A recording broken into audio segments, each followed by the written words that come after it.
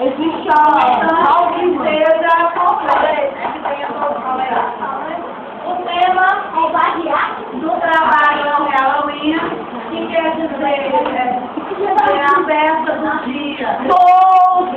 Dia de Todos os Santos.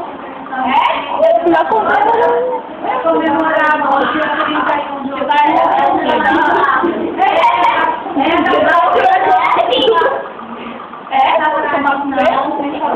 americana, não tem nada a ver com a cultura e com a nossa tradição. Embora nós tenhamos aqui de Halloween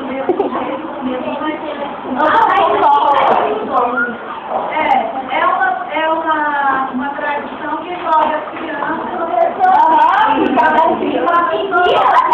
É o dia 31. A senhora vai dar doce pra gente? Corresponde ao dia de Todos os Santos.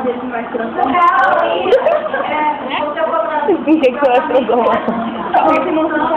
Mas na festa mesmo, fala dia Maior concentração do mundo. não é uma festa como o Paulo de Damião é pra gente. E o Paulo de Damião tem